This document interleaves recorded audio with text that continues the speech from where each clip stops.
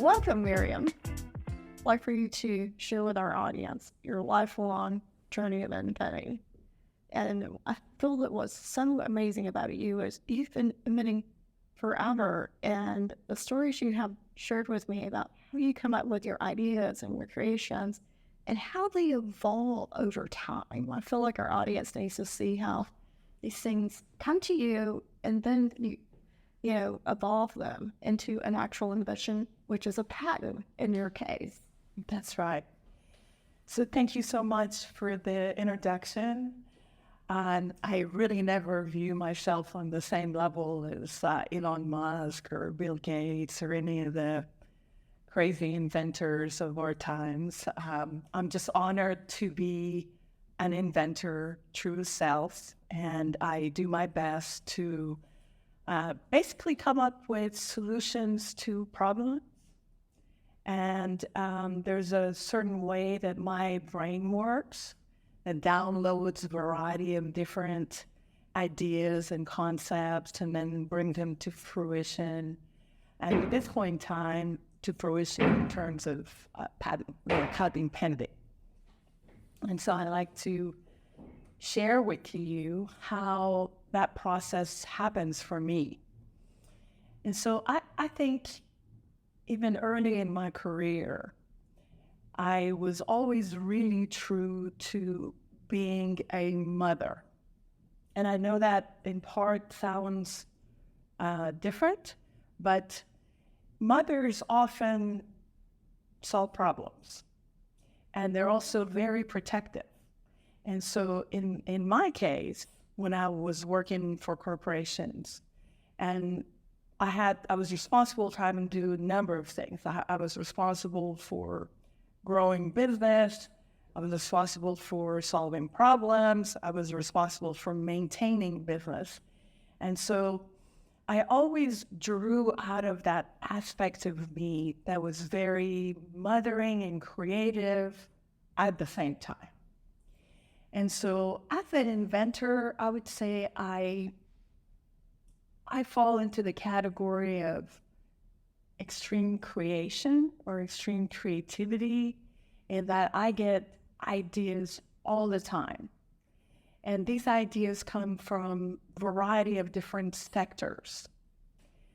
And what triggers a particular idea to the point that I want to take action is that I start to sense the need of people, or I want to help a problem to be solved. And that triggers series of events. So my mind begins to bombard me with these visions of potential solutions to a particular problem. And then I go through further analysis of, okay, we got a bunch of solutions. Then there is a process, right? So I think about a particular solution in terms of bringing it more to reality, right? And what does that reality mean?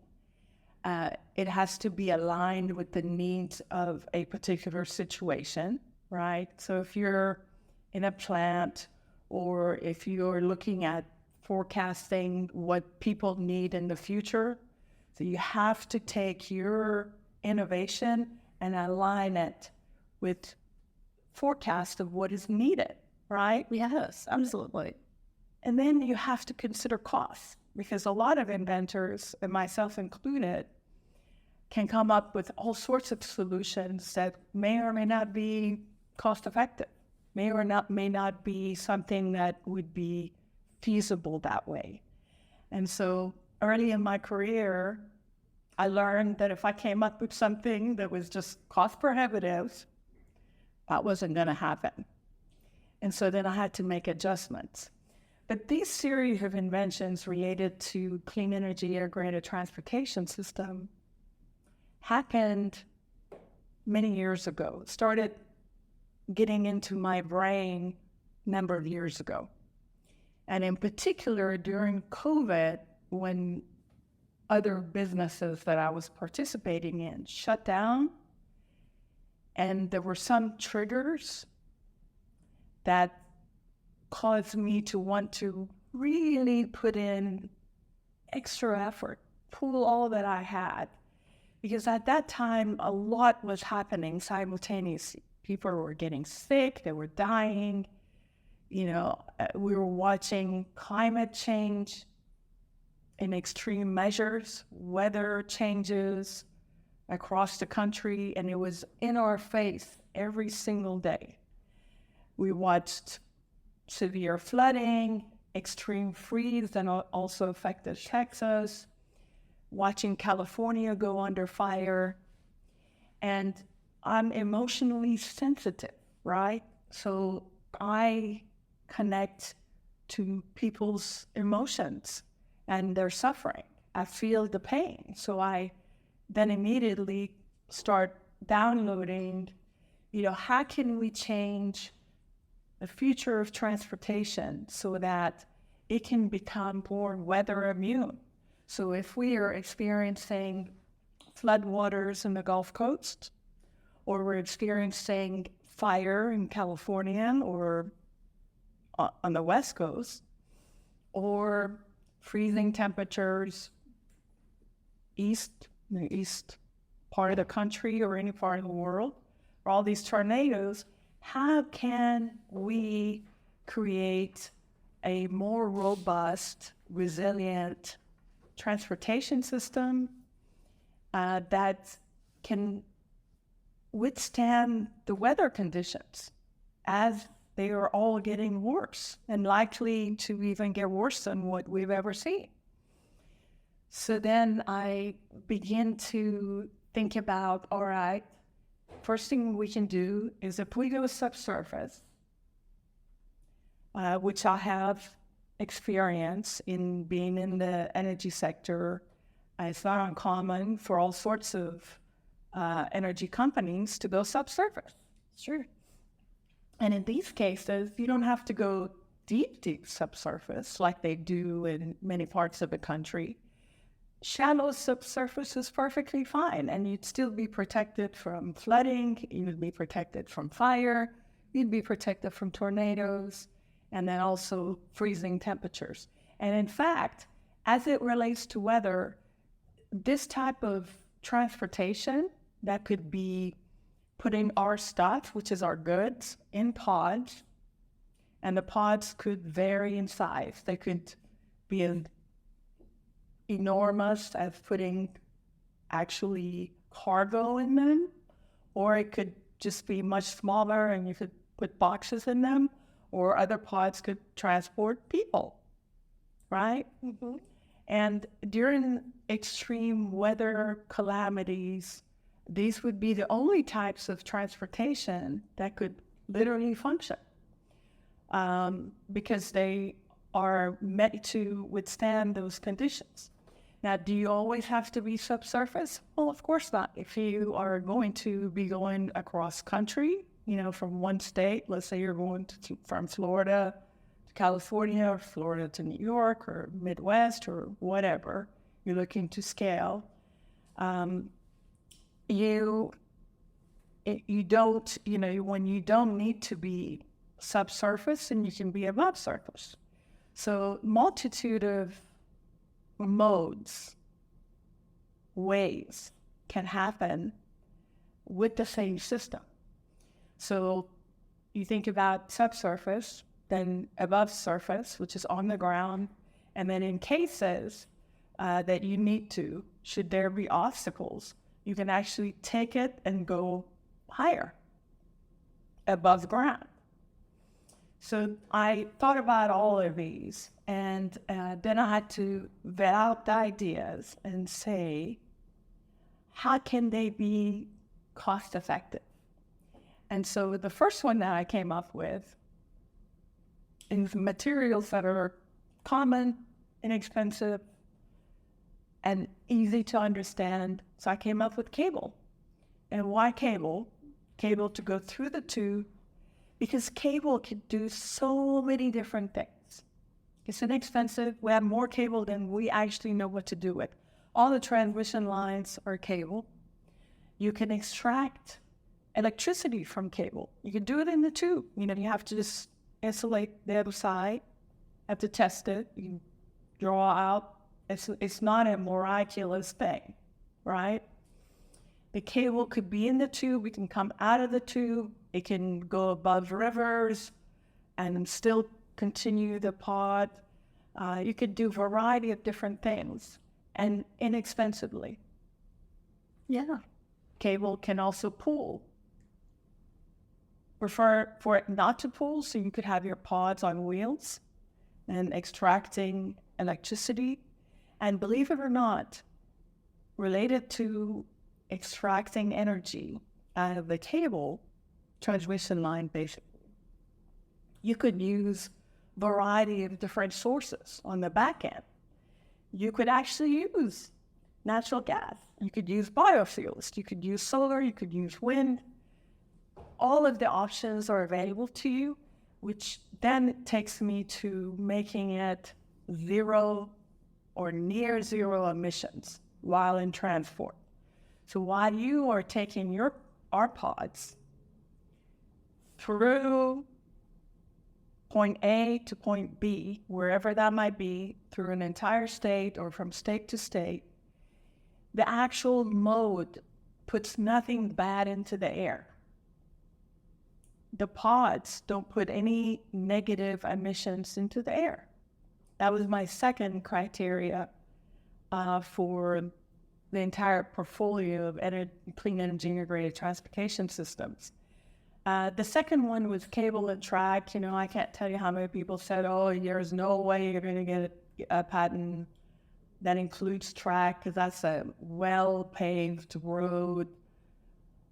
Almost everyone. But I really felt that I could get a track. And I thought track is important because if we want to come out of the tube and we want to remain autonomous, which in cases is important if you're going into a warehouse and you want to kind of self-guide the pod guiding itself to go to a certain section of a smart factory. And it would know, okay, I'm carrying groceries, or I'm carrying medicine, or I'm carrying whatever, right? And if you want to make that much easier, then it just follows the track, right? And the track could be defined in variety. It could be a strip, it could be physical tracks, all sorts.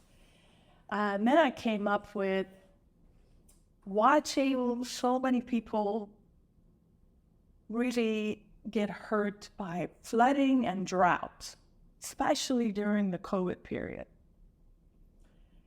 Then I thought, okay, why are we taking all the abundant resources that we get in the way of water? And, I was in kind of water treatment for a period of my career also. It would be really helpful if we could use the fluid, storm, liquid, to propel the pods, and we could move our stuff with free resources, because if you're flooded in Houston with 50 feet of water or any water, Florida getting flooded all the time, it's excess water. They don't know what to do with it. And it's not being used. Some politicians don't understand that, look, if you're getting excess water and it's overflowing everything in the city, including the reservoirs, it's going to the ocean. And I, from time to time heard some different parties say, well, what if I don't want to give my water to another state in the United States? That doesn't make any sense. The water is going to the ocean. We might as well make the best use of it. We could send it to certain states in the middle of the country that are desperate for water, that are experiencing drought. They could use it. It's free for the most part, or some sort of economic exchange could happen between states that would be good for all parties.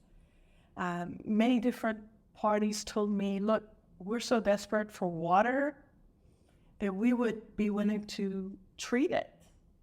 And then when the stormwater is treated, then it could be used for all sorts of different things. For agriculture, it could be used for potentially drinking. It's essential. And I think the hydro one I absolutely love because in my view, water is the future gold.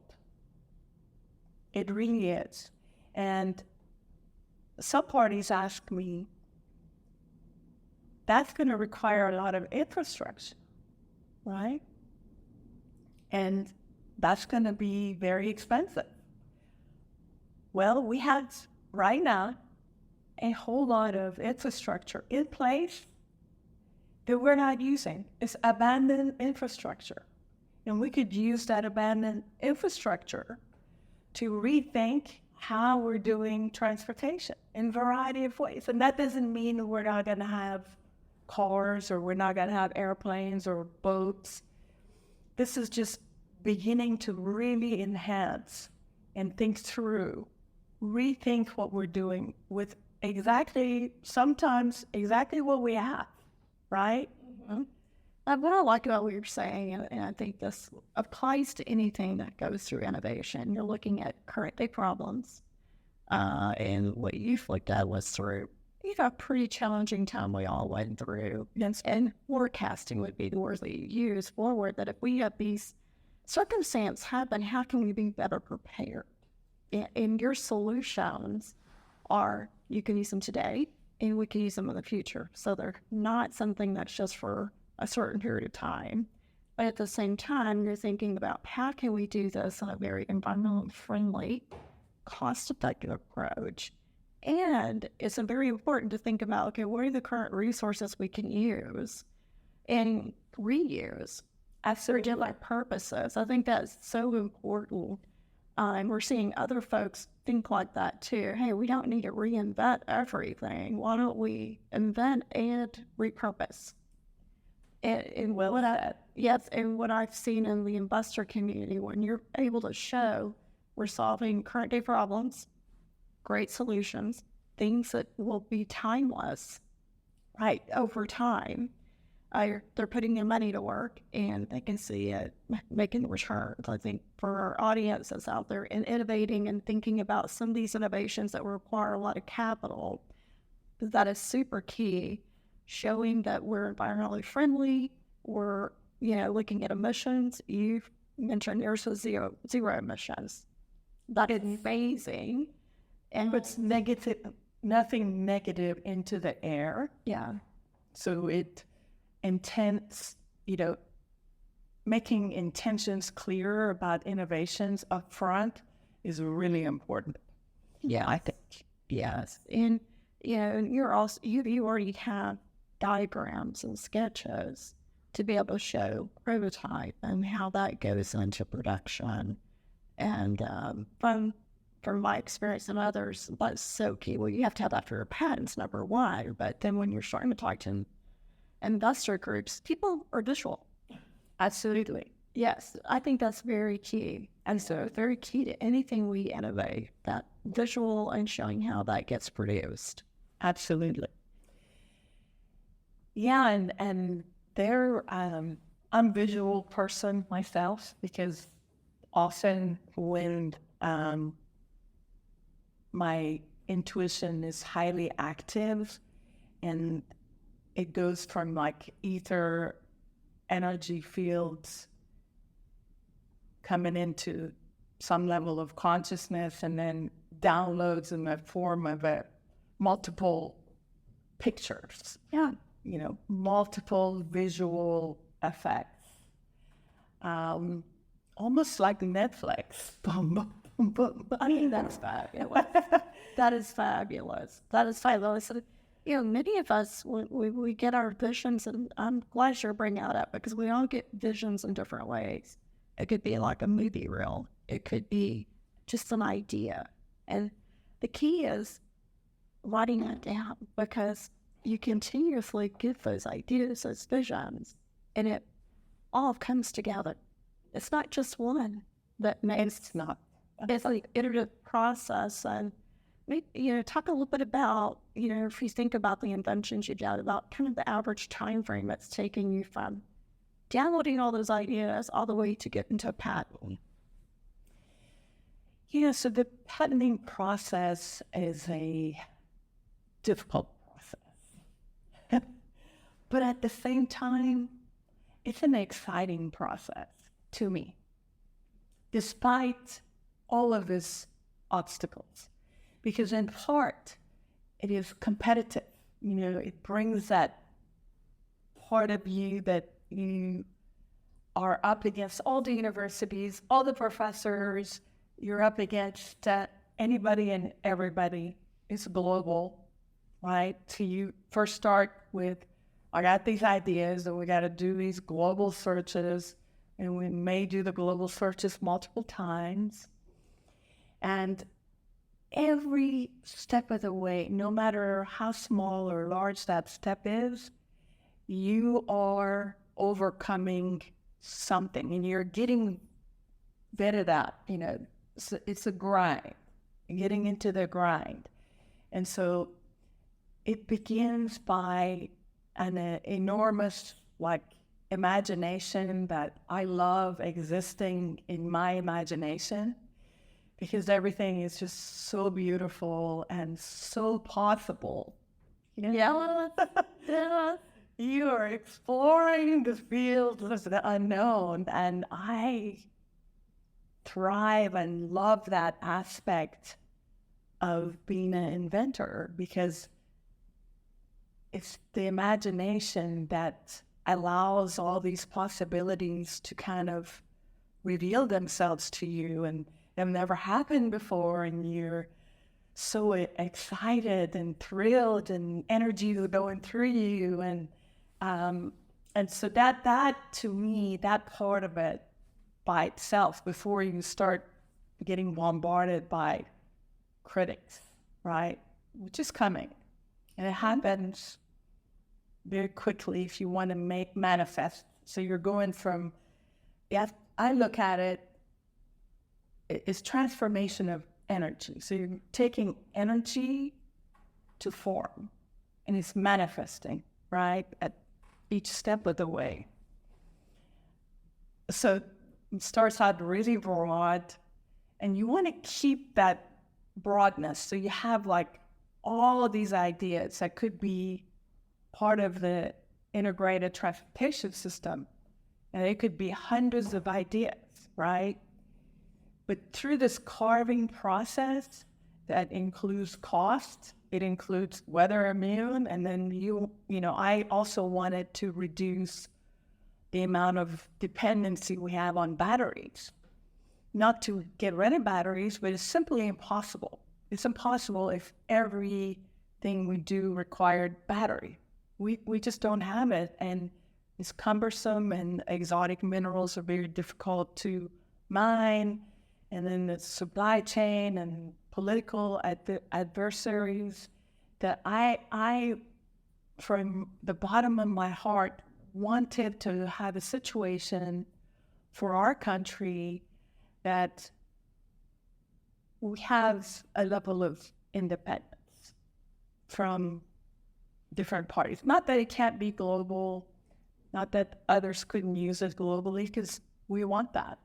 But anyway, so I wanted that other condition, which every one of these track and cable, hydro, minimizes the use of batteries. Not that we're not going to have them in the pods. We can have them because if there's failure in, moving things, propelling the pods via fluid, then you do need to have battery. If you have people in there, they need to be breathing, all sorts of other things that come into play, but minimizes the amount of battery usage.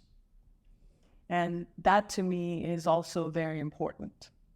And plus, the hydro could be free, and you could use it as a closed loop, or you could sell it, go there to your destination wet, come back dry. All sorts of possibilities exist.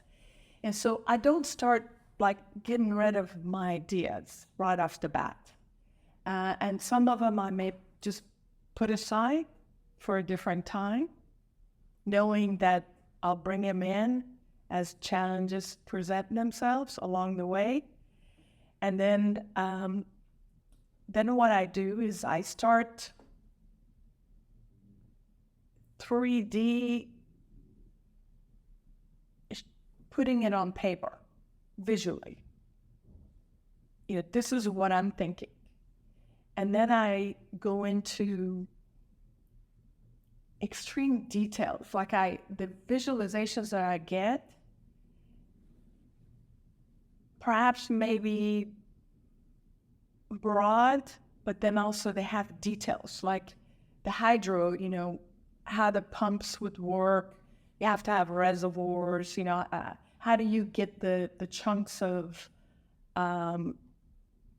matter, suspended matter that exists in stormwater. Like if you want to use stormwater is really nasty. Yeah, so, right?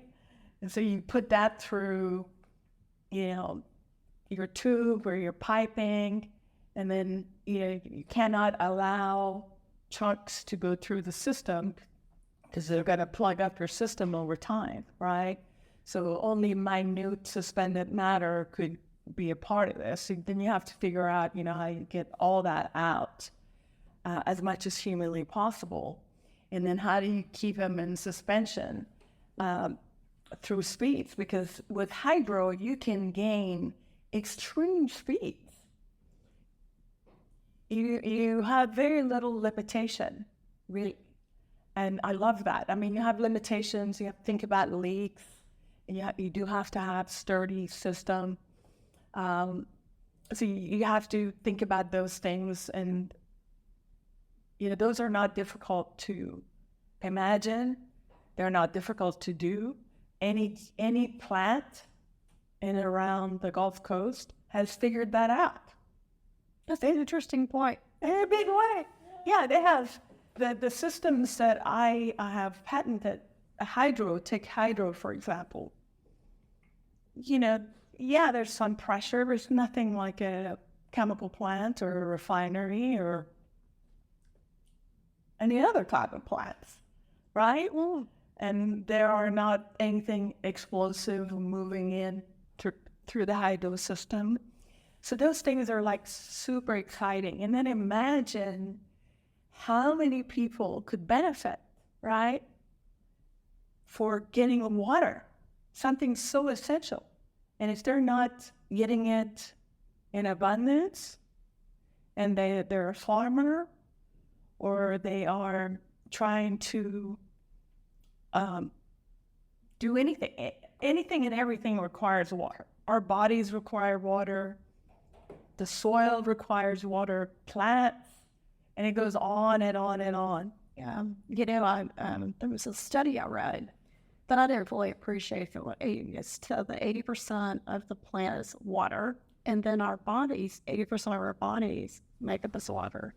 It's kind of interesting to think about the whole, connection there, and it's so true. Water is so important, and as we see in some parts of the world, it's people are liking that in comparison to other parts of the world. So your inventions really needed and all across the globe. One of the points you made, I thought, is very important and interesting, is anything that we're doing as entrepreneurs, market timing is super important. So what I would say to the audience is keep the ideas going, keep the inventions going, the innovation, and stack them up like a library. I mean, because there'll be times where you're going to have the timing from an investor standpoint, consumer or competition, whatever it may be, that idea is going to be right for that time. So, I make that statement because some people get a little discouraged. So I want people to know that, the market's always evolving. If it's not right today, it could be right next year. I mean, as I've followed markets, it's, just know they do turn, and you just got to keep your eyes and ears open for that. Well, we're coming to a close of our podcast, I wanted to ask you, is there any advice you would give to the audience about, continuing down their path of innovation? Well, sure. If I was to speak to other inventors, no matter what size they are, they could be beginning or they could be in the middle or at the end. A big part of bringing your inventions to fruition is gaining trust with other inventors or with other companies or investors. Sure. And as an inventor, there's a lot that goes on. There are a lot of obstacles that show up at different times in different forms. I'm a firm believer to integrate your emotions into your product. It makes your product better. But never use your investor as a therapist. I think that's so true. No. Oh, but if I was high, use your peer group as your therapist. Absolutely. As you're going through the highs and the lows, and Lord knows I have lots of valleys. Yes, we have highs and lows through the whole journey. That's right. And so I think that for different inventors at any point in your life, if you really believe in what you have to offer, then the responsibility falls on the inventor to bring it to fruition so it can be easily understood. And you can share yourself in your journal or self-notes or whatever. But when it comes to gaining trust from a party that wants to give you $1 to invest in you and your inventions, then your entire goal and your effort needs to earn that trust to say, when you give me this dollar, I look to exponentially grow it. I am not here to destroy that dollar. And you have to take that responsibility. It's very difficult to do for a great many science-oriented inventors because often they want to minimize funding or money in some way. That's sometimes the nature of certain scientists. And I think that that's okay if that's what they believe, but their invention is never going to come to fruition because some investor has to agree at some point in time that I'm going to trust in you and I'm going to join you as a partner and we're going to transmute wherever we are energetically into something that matters for the community, for the world, for everyone. And just to add to what you're saying, my experience is you're really building a relationship. It's like in anything you do in business development. Just for a business development mindset that you're building a relationship, you're always educating. You'll have investors that want, yes, both could be a year, could be 2 years, could be 3. I mean, I've heard across the board they're very different. And it also depends on how near-term your invention idea is, but they're getting to know you because they look at it as you become family once they invest. And so they want to make sure they understand you as a person, your character, but then also they need to understand your problem or solution and the market viability and will you attract the consumer group and make revenues. And so the more that you're spending time with them and educating them, then that's where they start building that consistency and showing that evolution builds that trust. Absolutely. And the other part of inventing a lot of different innovations,